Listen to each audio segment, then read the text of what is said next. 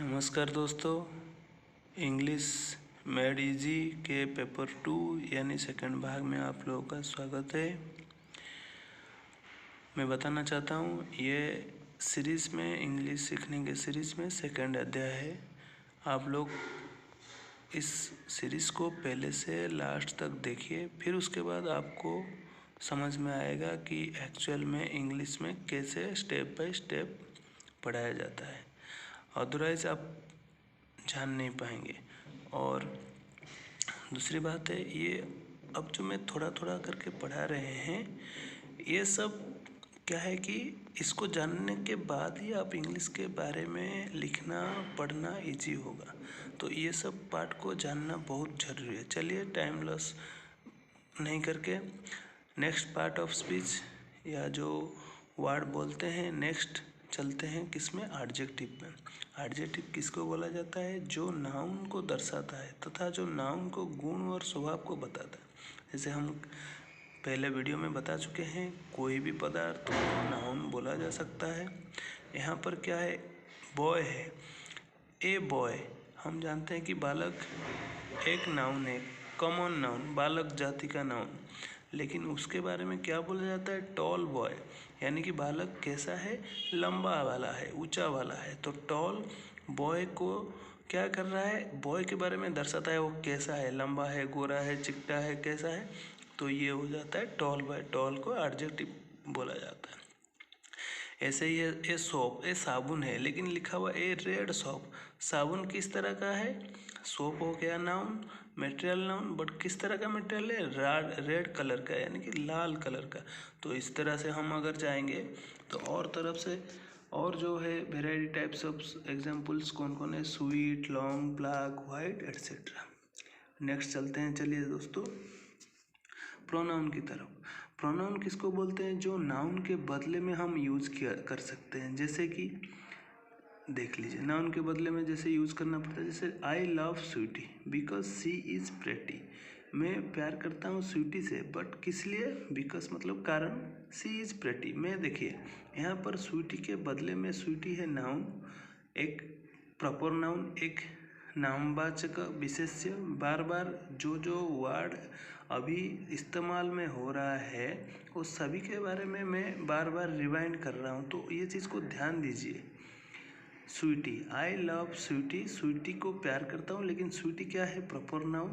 तो इसको मैं दोबारा लिखने की वजह से क्या लिख दिया? सी लिख दिया। सी मतलब ओ। तो यहाँ पर किस लिए सी?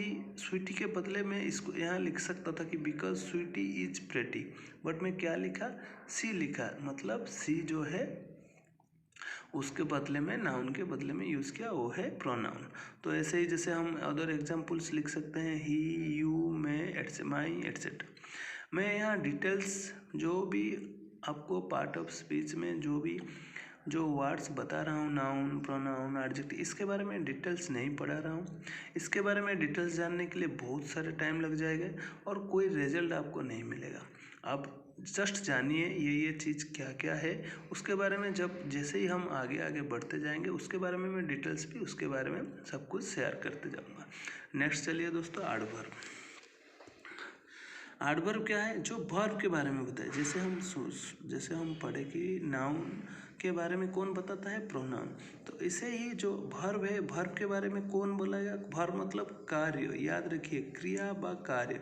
मैं अभी पढ़ा रहा हूँ, मतलब टीचिंग कर रहा हूँ, तो टीच एक वर्ब है। आप देख रहे हैं, यू आर लुकिंग, लुक एक वर्ब है। आप सुन रहे हैं, हियर, HEAR, हियरिंग, हियरिंग मतलब आप सुनना एक कार्य है। तो इसी तरह से जो कोई भी कार्य हम करते हैं उसको वर्ब बोला जाता है। याद रखिएगा दोस्तों, कंफ्यूज मत होइएगा। वर्ब मतलब क्रिया, कोई भी कार्य हम कर रहे हैं। नेक्स्ट है एडवर्ब। तो हम कर तो रहे हैं, मान लीजिए मैं पढ़ा रहा हूँ, तो पढ़ाने के टाइम पर ज़ोर से पढ़ा रहा हूँ, लाउडली टीचिंग। तो कैसे पढ़ा रहा हूँ? लाउडली। तो लाउडली को क्या बोला जाएगा दोस्तों? एडवर्ब। मतलब मैं पढ़ा रहा हूँ लेकिन ज़ोर से पढ़ा रहा हूँ, तो लाउडली। याद रखिएगा दोस्तों, नाउन के बारे में जो बताता है उसको प्रोनाउन बोला जाता है, लेकिन जो वर्ब के बारे में बताया जाता है उसको बोला जाता है एडवर्ब। तो देख लीजिए, जैसे रामो सिंग्स ए सॉन्ग। राम गाना एक गा रहा है। सिंग मतलब गाना, गाना गाना। सॉन्ग मतलब गाना, सिंग मतलब गाना, गाना गाना जो। तो कैसे गा रहा है? लाउडली, जोर से।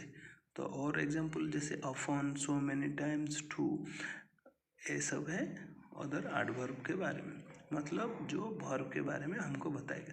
बाकी इसके बारे में जैसे हम आगे बढ़ते जाएंगे मैं आपको डिटेल्स बताते जाऊँगा, लेकिन आप अभी जो जो चीज़ याद करने की ज़रूरी है थोड़ा थोड़ा करके याद करिए। नेक्स्ट चलते हैं। चलो दोस्तों, प्रीपोजिशन। प्रीपोजिशन क्या है जी? जो वर्ड नाउन का संपर्क अन्य शब्दों से के साथ जोड़ता है तथा नाउन से पहले प्रयोग होता है। जैसे रामो इज इन स्कूल। राम तो हो गया, राम कहाँ पर है? स्कूल पे है। इन और देखिए इज हो गया वर्ब, इज मतलब हेल्पिंग वर्ब, वर्ब और स्कूल के बारे में जो बीच में जो जुड़ा जाता है वो प्रीपोजिशन, मतलब नाउन से पहले यूज होगा। आप बस इतना याद रखिए कि कोई भी वर्ड जो नाउन से पहले यूज होता है उसको हम प्रीपोजिशन बोलते हैं, अर्थात नाउन, प्रोनाउन। ये हो गया दोस्तों इतना तक। नेक्स्ट चलिए पढ़ते हैं सब्जेक्ट। अच्छा, सब्जेक्ट तो हम जनरली जानते हैं विषय, बट ग्रामर में हम सब्जेक्ट को बोलेंगे कर्ता। कर्ता मतलब हम जिसके, जनरली हम पूजा करते हैं तो उसमें एक कर्ता बिठाते हैं, जिसके बारे में हम पूजा करते हैं या जिसको हम बोलते हैं कि इसके बारे में कोई भी सेंटेंस हम जब बोलते हैं। अभी आप बोलेंगे कि टीचर इज टीचिंग, टीचर पढ़ा रहे हैं, तो मेरे बारे में बोले हैं ना टीचर, तो टीचर होगा कर्ता, यानी कि इंग्लिश में बोला जाएगा उसको सब्जेक्ट। तो जो कोई भी सेंटेंस हम जिसके बारे में बोलेंगे उसको बोला जाएगा सब्जेक्ट, जिसके बारे में हम बताते हैं टीचर इज टीचिंग, सब्जेक्ट कौन है? टीचर। अब चलिए, अब नेक्स्ट चलते हैं सब्जेक्ट कितने प्रकार का हो सकते हैं। देखिए, सब्जेक्ट के बारे में मैं एक हूँ, हो सकता है 2 टीचर भी हो सकते हैं, एक साथ 3 टीचर भी हो सकते हैं। तो इसके अकॉर्डिंग हम सब्जेक्ट को 3 भाग में डिवाइड कर सकते हैं, एक फर्स्ट पर्सन, एक सेकंड पर्सन, एक थर्ड पर्सन।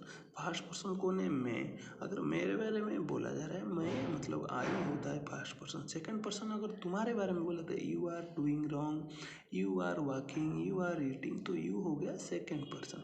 इसके अलावा जो भी रहेगा उसको सभी को हम बोलेंगे third person. He, she, they, we सब रहेंगे थर्ड पर्सन। याद रखिएगा दोस्तों, इसको भूलिएगा मत। और हम सब्जेक्ट को काउंटिंग के हिसाब से भी, अगर बहुत सारे हैं, मान लीजिए मैं यहाँ 2-4 टीचर पढ़ा रहे होंगे तो प्लूरल हो जाएगा ना, बहुवचन हो जाएगा, बहुवचनवाचक शब्द हो जाएगा। अगर मैं एक टीचर पढ़ा रहा हूँ तो सिंगल, नहीं तो फिर क्या हो जाएगा? प्लूरल। और सिंगुलर को प्लूरल करने के लिए इसका मैं और एक क्लास लूँगा। ये सभी जो पार्ट ऑफ स्पीच है इसके बारे में मैं और एक सिंगल क्लास लूँगा सब्जेक्ट ओनली के बारे में। बट अभी हम पढ़ना चाहते हैं कि इंग्लिश कैसे लिखा जाए, ग्रामर के ऊपर ज़्यादा स्ट्रेस दे रहे हैं, तो इसके ऊपर ज़्यादा टाइम बिताने से कोई फ़ायदा नहीं है। हम डायरेक्टली चलेंगे टेंस के ऊपर, बट टेंस पढ़ने से पहले ये सब चीज़ का जानकारी थोड़ा बहुत होना चाहिए, इसलिए हम ये सब चीज़ को थोड़ा बहुत ओवरलुक कर दे रहे हैं। सब्जेक्ट सिंगुलर और प्लूरल हो सकते हैं। नेक्स्ट चलिए दोस्तों टेंस के बारे में। टेंस जनरली सभी सोचते हैं कि टेंस कोई बहुत बड़ा चीज़ है, और हमेशा लोग डाउट में रहते हैं कि टेंस मतलब है क्या चीज़। आप याद रखिए दोस्तों, टेंस मतलब है, हम जैसे मैं अभी हिंदी में बोल रहा हूँ ना, मतलब बोल एक क्या है? कार्य है। बोलना एक कार्य है उसको, लेकिन मैं बोलूँगा मैं बोलना, ऐसे बोलने से आप समझ पाएंगे क्या? नहीं। तो उसको मैं कैसे बोल रहा हूँ दोस्तों? मैं बोल रहा हूँ, तो बोल रहा हूँ जैसे हिंदी व्याकरण में यूज होता है, ऐसे ही जब हम इंग्लिश में यूज करते हैं तो उसको कैसे फॉर्म में, ये बोलना फॉर्म कैसे यूज किया जाएगा, उसी को ही बोलते हैं टेंस, अर्थात क्रिया का रूप किस तरह से हम यूज करेंगे। ये जो टेंस है इंग्लिश स्पीकिंग में, राइटिंग में बहुत इम्पोर्टेंट चीज़ है। इसको आप बिट बाय बिट समझिए, मैं धीरे धीरे करके एक एक चीज़ समझाएंगे। आप ये चीज़ टेंस चार्ट को कुछ चीज़ मैं आपको बताऊंगा जो भी आपको रट के याद रखना पड़ेगा, रट के याद रखने से आप इजीली कर पाएंगे। चलिए दोस्तों, टाइम मत लॉस कीजिए। टेंस है वर्ब का रूप। हम जैसे वर्तमान में अभी पढ़ा रहा हूँ तो इसको प्रेजेंट टेंस को बोला जाता है। मैं बाकी एक एक करके नेक्स्ट जो भी टेंस आएगा बताएगा, लेकिन जितना मैं आज पढ़ा रहा हूँ एक एक क्लास में उतना ही पढ़िए। ज़्यादा पढ़ने से कंफ्यूज होंगे, फिर कंफ्यूज होते ही कुछ याद भी नहीं रहेगा। पहले चलिए देखते हैं दोस्तों प्रेजेंट। प्रेजेंट मतलब जो वर्तमान में चल रहा है, वर्तमान में पढ़ा रहा हूँ, वर्तमान सूर्य दिख रहा है, वर्तमान मार्केट चालू है, ये सब कुछ चीज़ प्रेजेंट। लेकिन प्रेजेंट में भी हम उसको 2, 3, 4 भाग में डिवाइड करते हैं। जैसे कि मान लीजिए सूर्य उदय होता है तो सूर्य हर दिन उदय होता है, ये एक सत्य है, ये मतलब प्राकृतिक सत्य है। चांद हर दिन दिखता है तो ये एक प्राकृतिक सत्य है। मैं डेली आपका क्लास लेता हूँ, ये एक डेली हैबिट है। तो ये सब चीज़ को हम जो डेली हैबिट में आता है और जो नित्य सत्य है, डेली आज भी सत्य, सूर्य उदय होता है, कल भी सूर्य उदय होगा, इसमें कोई गुंजाइश नहीं है। तो हिमालय हमारा पर्वत है, बड़ा पर्वत है भारत का, ये उसमें कोई गुंजाइश नहीं है। समंदर हमारे चारों तरफ है, ये कोई गुंजाइश नहीं है, ये सही बात है। तो ऐसे वर्ड को, ऐसे स्थिति को हम इस ऐसे सेंटेंस को हम जब लिखेंगे, सेंटेंस मतलब वाक्यों को, तो हम वहाँ पर वर्ब का यूज किस तरह से किया करेंगे ना, सिंपल प्रेजेंट यानी प्रेजेंट इंडेफिनाइट के तौर पर। मैं आगे इसका फॉर्मूला भी बताऊंगा, पहले आप याद रख लीजिए। जो कार्य सत्य है और आगे भी सत्य रहेगा, और जो कार्य नित्य यानी कि डेली किया जाता है। जैसे example Himalaya is a great mountain, तो हम ये जो हेल्पिंग वर्ब को, वर्ब यहाँ पर मेन वर्ब और हेल्पिंग वर्ब याद रखिएगा। वर्ब 2 प्रकार का, एक मेन वर्ब भी होता है, हेल्पिंग वर्ब को पहले से ही बताया गया है। तो हेल्पिंग वर्ब इज हम लगाएंगे क्यों, क्योंकि आप याद रखिए यहाँ पर सिंपल प्रेजेंट में ईज वर्ब को ही मेन वर्ब माना जाएगा और इज ही लगाया जाएगा, इज ही यूज किया जाएगा। अब चलिए नेक्स्ट, रामू हर दिन फुटबॉल खेलते हैं, हर दिन नहीं, मान लीजिए रामू फुटबॉल खेलता है तो डेली खेलता है, तो ये नित्य काम हो गया। तो इसको हम कैसे बोलेंगे, देखिए रामू प्लेस फुटबॉल। प्लेस क्यों लगाया जाता है मैं आपको बताऊंगा, थोड़ा इसके बारे में डिटेल्स चर्चा करेंगे, बट यहाँ यूज़ करने के लिए बस आप इतना यूज कर लीजिए। याद रखिए कि जो भी थर्ड पर्सन, मैं आपको इससे पहले पर्सन बता रहा था, first person, second person, third person, उसको थोड़ा रिमाइंड करिएगा वीडियो को पीछे करके। First person I, second person youth, and बाकी जो भी थर्ड पर्सन है। तो राम यहाँ हो गया third person. Third person singular मतलब राम एक ही है, 2 बच्चे नहीं है, रामो एक ही बच्चे। अगर प्रेजेंट इंडेफिनाइट में सब्जेक्ट मतलब जिसके बारे में हम बोल रहे हैं, मतलब राम के बारे में बोल रहे हैं यहाँ पर, तो राम खेल रहा है, तो सब्जेक्ट अगर फर्स्ट पर्सन सिंगुलर मतलब एक ही होगा, राम सब्जेक्ट थर्ड पर्सन हुआ और सिंगुलर होता है, तब जो हमारा मेन वर्ब रहेगा, मेन वर्ब मतलब जो क्रिया, जो कार्य, यहाँ क्या प्ले वाला है। आप कोई भी एग्जांपल ले सकते हैं, प्ले के बदले गो ले सकते हैं, गो का गोज हो जाएगा, प्ले का प्लेज हो, वहाँ पर एस का यूज़ किया जाता है। इसको अलग रखने के लिए इसका क्या यूज है मैं आपको धीरे आगे वीडियो में बताया जाएगा। तो यहाँ पर क्या हो गया, रामू प्लेस फुटबॉल। ऐसे एग्जांपल आप बहुत सारे ले सकते हैं। मान लीजिए आप पढ़ते हैं, आप मतलब आपका नाम जो भी हो, तो मान लीजिए you read second person only, you read होगा, ओनली थर्ड पर्सन सिंगुलर। याद रखिए प्रेजेंट इंडेफिनाइट फॉर्म में, और प्रेजेंट इंडेफिनाइट फॉर्म में कौन सा आएगा, जो नित्य कार्य है अथवा जो सत्य है उसको ही हम प्रेजेंट इंडेफिनाइट में यूज़ करेंगे। और प्रेजेंट इंडेफिनाइट में सब्जेक्ट के अकॉर्डिंगली, सब्जेक्ट के अनुसार हमको वर्ब बैठाना पड़ेगा। वहाँ पर अगर एक ही सब्जेक्ट है हम यूज बैठाएंगे, लेकिन जो सत्य घटना है वहाँ पर ईज बैठाएंगे। अगर बहुत सारा है, वो बालक है मान लीजिए एक एग्जांपल, तो वो बालक होने से भी दे आर बॉयज होगा। लेकिन अगर कोई डेली काम करता है तो वहाँ क्या होगा, सिंपल प्रेजेंट में वर्ब के साथ एस जुड़ा जाएगा। इसको और एक तरीका भी लिखा जा सकता है, मैं इसको आगे वीडियो में, थोड़ा आगे चलिए, आगे वीडियो में मैं जब टेक्निक बताऊंगा उस टाइम पे आपको बता दूंगा। नेक्स्ट है प्रेजेंट इम्परफेक्ट, जो कार्य अभी अभी संपन्न हुआ, उसमें क्या, वो खाया है, जस्ट अभी खा के उठा है, तो आप अगर पूछोगे अरे खा लिया, हाँ मैं खाया हूँ, तो क्या होगा, ही हैज़ ईटेन। ही हाज इटन, वो खाया है।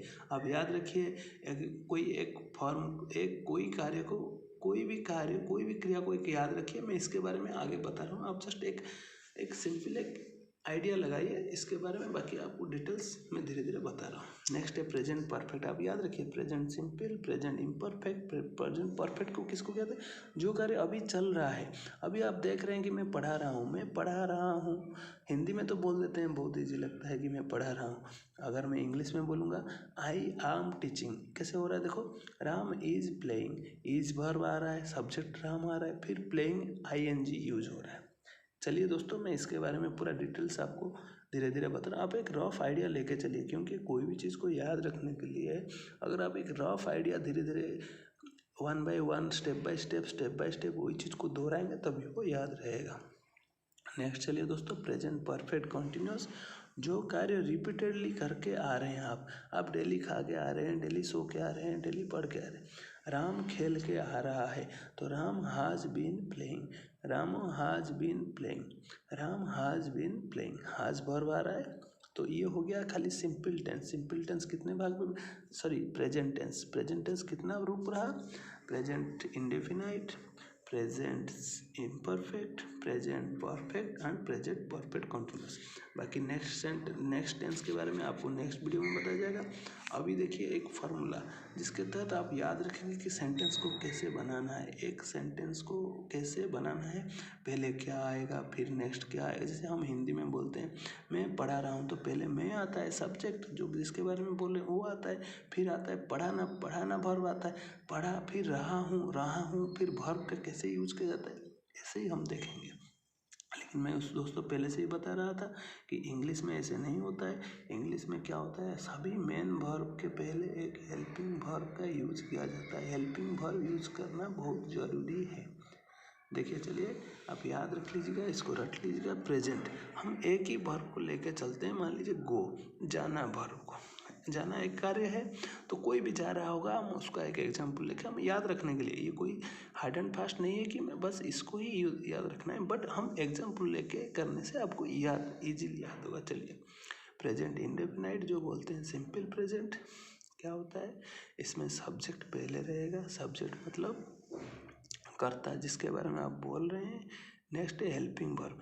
हेल्पिंग वर्ब कौन होगा, मैं धीरे धीरे आपको बता रहा हूँ। चलिए, प्लस मेन वर्ब रहेगा। एक्सेप्ट याद रखिएगा, थर्ड पर्सन सिंगुलर सब्जेक्ट होने पर वर्ब में एस का प्रयोग किया जाएगा। जैसे राम जाता है, यानी कि राम जाता है, तो राम सब्जेक्ट हो गया।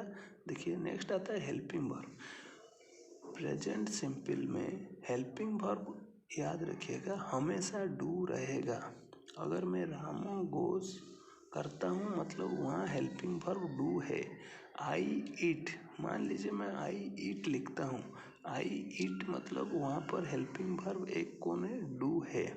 वो मतलब क्या बोलते हैं, अंदरूनी रहता है, पता नहीं चलता है, बट उसका जब आगे यूज आएगा मैं बताऊंगा किस लिए डू लिखा जाता है। जैसे मैं थोड़ा सा बता देता हूँ। जैसे मैं बोलूँगा मैं खाता नहीं, आई डोंट ईट, क्यों बोलता हूँ आई ईट नॉट, क्यों बोलता हूँ, क्यों नहीं बोलता हूँ कि आई ईट नॉट, मैं बोलता हूँ क्या, आई डोंट ईट। सो वहाँ पर डू का यूज आएगा। तो चलिए नेक्स्ट आप याद रखिएगा कि subject plus helping verb plus main verb, ये तीनों चीज़ को आप याद रखिए दोस्तों। नेक्स्ट चलिए, प्रेजेंट इम्परफेक्ट क्या होता है, सब्जेक्ट प्लस हाज और हाव। हेल्पिंग वर्ब के तहत कौन आएगा, हाज और हाव प्लस पास्ट पार्टिसिपल। अब अभी याद रखिए, मैं धीरे धीरे बताऊंगा क्या क्या है। राम गया है, राम हाज गॉन, राम सब्जेक्ट, हाज और हाव ये सिंगुलर के बाद हाज आता है। अगर प्लूरल होता, दे होता तो हाव लग जाता। और नेक्स्ट है गॉन, गो वेंट गॉन। देखिए सभी का पास्ट प्रेजेंट पास्ट और पास्ट पार्टिसिपल मैं नेक्स्ट वीडियो में बताऊंगा। फिर वर्ब का जो तीनों रूप है वो बताऊंगा।